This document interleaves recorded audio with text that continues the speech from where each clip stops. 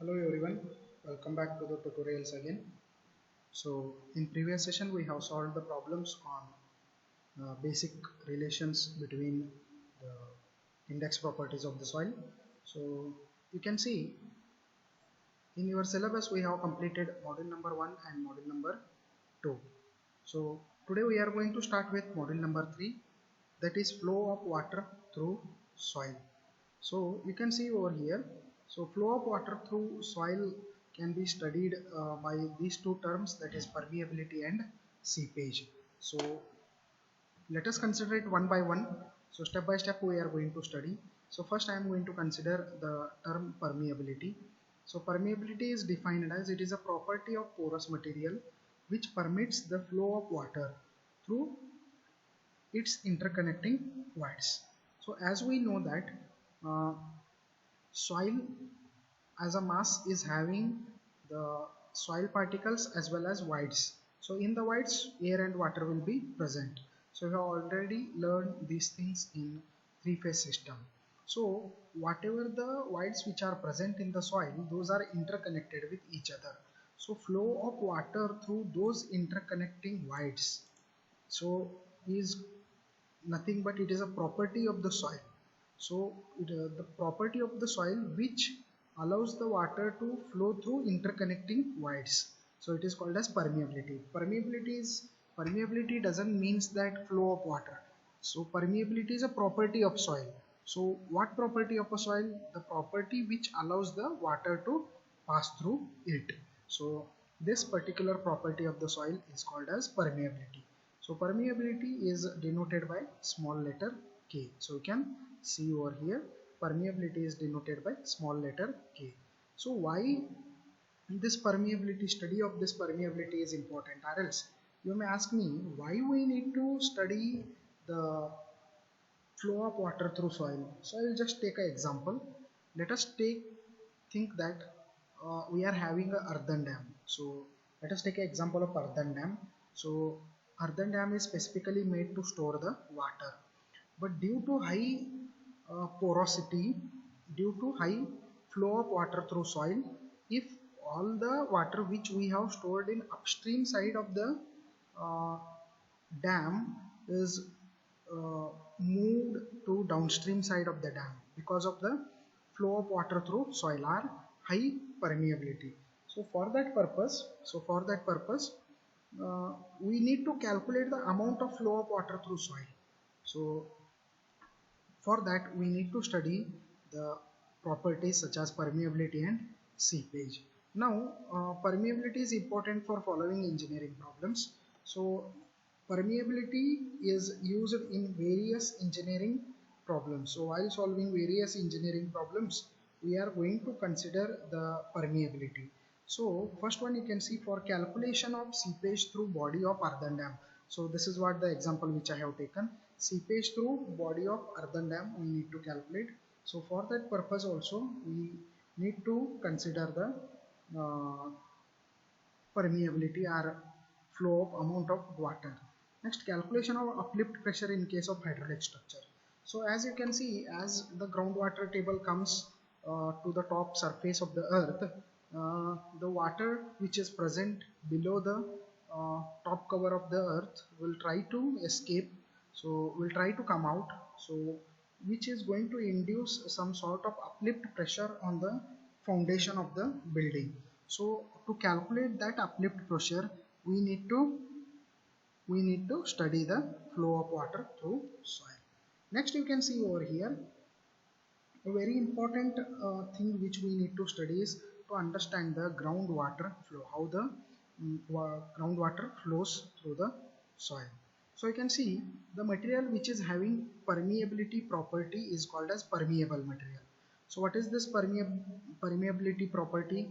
Permeability property is nothing but the property which allows the water to flow through the material, flow through the porous material through interconnecting voids. So whichever the material is having the property, permeability property, is called as permeable material. So vice versa, if the material is not having the permeability property, it is called as impermeable material. So there are two types of materials as per permeability is considered. Okay, so what are those? One is permeable material, another one is impermeable material. So next you can see gravel is highly permeable, clay is least permeable. Okay, so this is a best example to understand. So gravel means it is having higher uh, particle sizes, so it is having higher wide ratio, so it is having highly permeable. Similarly, clay is having small particles, so it is having lower wide ratio, so it is least permeable. So permeability is depending upon the wide ratio. Next, you can see the flow of water through soil may be laminar or turbulent. In most of the cases, it is laminar. So, what is laminar flow? Fluid particles flow in a definite path. So, what is turbulent flow? Paths of the fluid particles are irregular and twisting. Okay. Next, permeability is an engineering property of soil and which depends upon. So, what are the factors on which this permeability is depending upon? We are going to study. So, this is depending upon average size of pores and related to distribution, particle sizes, particle shapes, and soil structure. So, on this, all the parameters permeability will be depending upon. Next, before studying exactly about this permeability, we need to study a few basic points. In that, one of the important basic point which we need to study is permeability. Sorry, hydraulic gradient. Okay, so you can see here what is hydraulic gradient? When water flows through a saturated soil mass, so when a water flows through a saturated soil mass, there is certain resistance to flow of water. So water will not flow without any resistance in a soil. There will be resistance in a soil to flow of water due to solid matters in the soil. So due to solid matters in the soil, there will be some resistance to flow of water. And due to this resistance, the flow from one point to another point, there will be loss of head. So due to this resistance in a resistance for flow of water from one point to another point, there will be loss of head. So what is loss of head? Head means height attained by water in vertical direction, which depending upon the pressure. Or else I can generally say that if the water travels from one point to another point in soil medium, there will be loss of head or loss of pressure. So you can see this is point A, this is point B. So from here to here water is traveling, so at a length L. So you can see head here is till this level, head here is till this level. So what is head lost? Head lost is called as delta H. So you can see loss of head of H units is treated as water flowing from one point to another point. So you can see loss of head is delta H when the water is flowing from point A to point B. What is the length? What is the distance from point A to point B? The distance is L. Okay. The loss of head per unit length of water is nothing but hydraulic gradient. So this is very important. Loss of head per unit length of flow is nothing but hydraulic gradient. So I is equal to total loss of head is delta L, total length is total loss of head is delta H, total length is L. So it is going to give us the hydraulic gradient. Hydraulic gradient is denoted by I. So you can see this formula is very important to find out the hydraulic gradient. So in that I is noted as hydraulic gradient. Delta H is difference in elevation of water surface. Okay, so L is length. So L is length over which head lost, that is delta H is measured. Okay, next you can see we'll move further. Assumptions made in first we are going to study about the Darcy's law. Actually this Darcy's law is uh, very much important and this is a base to find out the permeability of the soil. So to study this Darcy's law, we need to study this hydraulic gradient. That is why I have covered this hydraulic gradient initially. So what is Darcy's law? According to Darcy's law, condition for laminar flow conditions, the velocity of flow, that is V, is directly proportional to hydraulic gradient I. So what according to Darcy's law, for laminar flow condition, velocity of flow, that is V, is directly proportional to hydraulic gradient. Okay, so you can see here V is directly proportional to I. We can write it as V is equal to K into I, where K is constant of proportionality. Okay, it is in constant of proportionality between V and I. So K is called as coefficient of permeability. So if I know the coefficient of permeability, I can able to calculate the permeability easily. Now you can see when I is equal to 1, when I will be equal to 1, we have K is equal to V. So when this hydraulic gradient is equal to 1, K will be equal to V. Means coefficient of permeability is equal to velocity of flow. Okay, that's why this coefficient of permeability is defined as velocity of flow through soil under unit hydraulic gradient. So like this we can define when I is equal to 1, K is equal to V. That's why we can define coefficient of permeability as velocity of flow through soil under unit hydraulic gradient. I has same unit as velocity, that is meter mm per second, mm per hour or meter per day. So you can see that this is about the Darcy's law. So Darcy's law say that velocity of flow is directly proportional to hydraulic gradient. Next you can see further we are going to move further. Uh, we know that small k, that is discharge, is equal to V into A, capital V into A. What is capital V over there? Capital V is discharge velocity. What is small q? Small q is discharge per unit time. What is capital A? Area of cross section. Okay, so in place of V, I can write it as K into I. So total discharge per unit time is equal to K, small k into I into A, where small k is coefficient of permeability or hydraulic conductivity. This is very important. Hydraulic conductivity is another name for coefficient of permeability. So coefficient of permeability into hydraulic gradient into cross-sectional area. Next you can see typical values for K. So based on this values of K, we can decide the amount of permeability which is flowing through the soil. So for various types of soil, there is a various ranges of value of K. So it is given in centimeter per second. So first you can see for gravel, the value of K ranges from 1 to 100. Next, for sand, the value ranges from 10 to the power minus 3 to 1. And for silt, it is 10 to the power minus 6 to 10 to the power minus 3. And for clay, it is less than 10 to the power minus 6. So this is a table which shows the type of soil and coefficient of permeability in centimeter per second.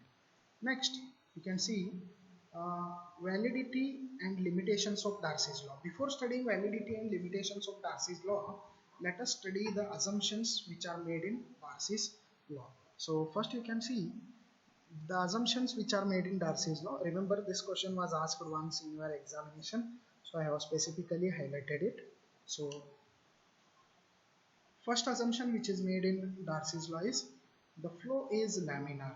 That is, flow of fluid is described as laminar. If flow of fluid particles follow a definite path and does not cross the path of other particles, so it is called as laminar flow.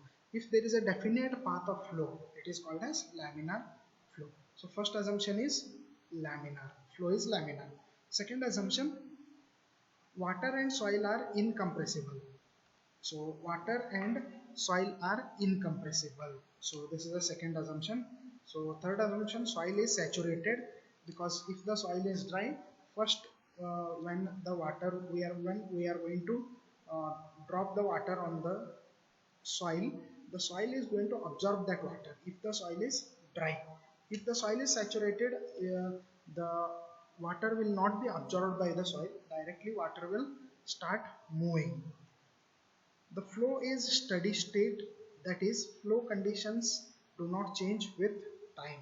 So these are the four assumptions which are made while while studying the Darcy's law. Now, as there is an assumption, there is some validity or limitations. There is some validity or limitations of Darcy's law. First validity or limitation is Darcy's law is valid so long as Reynolds number expressed in the form shown below is less than or equal to unity. So if Reynolds number expressed in this form is less than or equal to unity, then we can say that Darcy's law is valid. If it is not less than or equal to 1, Darcy's law will not be valid. Second limitation, the soil is saturated. If uh, it is one of the assumption as well as limitations of Darcy's law.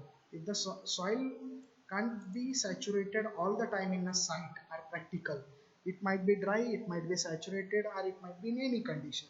So in this law, they have assumed that soil is saturated. Next, it is valid for flow through clay, silt, and fine sand. This is because in boulders and coarse grained soils, velocity of flow may be higher, resulting in turbulent flow. So, as the flow should be laminar for validation of Darcy's law. In case of boulders and heavy sized, heavy grained, coarse grained soil, the flowing water may cause the turbulence. The flowing water may cause the turbulence. That is why this law is not applicable.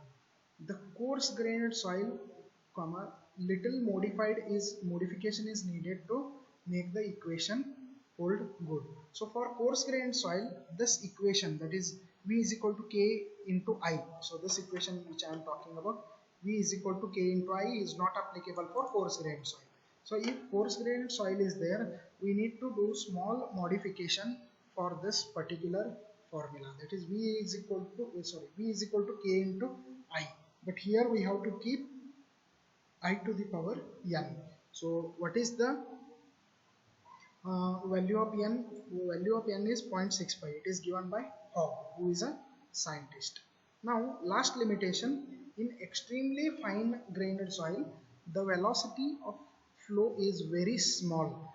So boulders and gravels are coarse grained soil is over, but in extremely small fine grained soil, in extremely small fine grained soil, the velocity of flow will be very small. The velocity of flow will be very small. In such a cases, also Darcy's law will not hold good.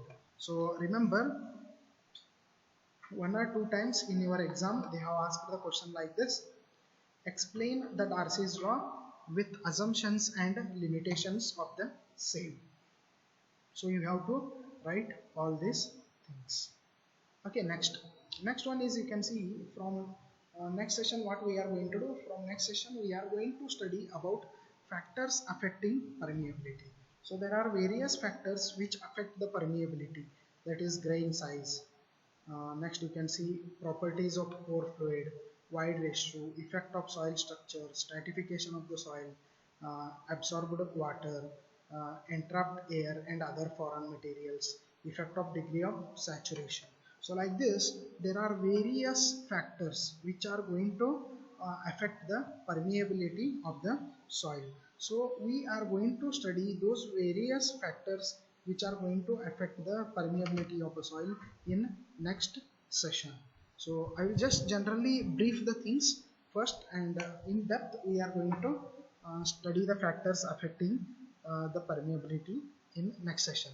So first one is grain size, smaller. So I can say that higher the grain size, more will be wide ratio. So because of higher wide ratio, permeability will be more.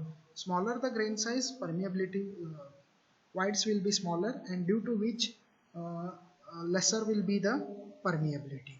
Next you can see second one. So Alan Hazen proposed a relation between permeability and grain size, and he said that permeability varies from square of particle diameter, that is d10. So with respect to d10, permeability will vary. So permeability is depending upon C into d10 square. What is C over here? C is constant varies. Okay, C is a constant which varies from 1 to 1.5 depending upon the situation. So you can see over here d10 is nothing but it is a effective size which is given in mm. So this equation says the relation between grain size and flow of water. So Alan Hazen has given this particular equation. So you have to write this equation while writing the permeability of the soil. Okay. So thank you. We will continue it in next session.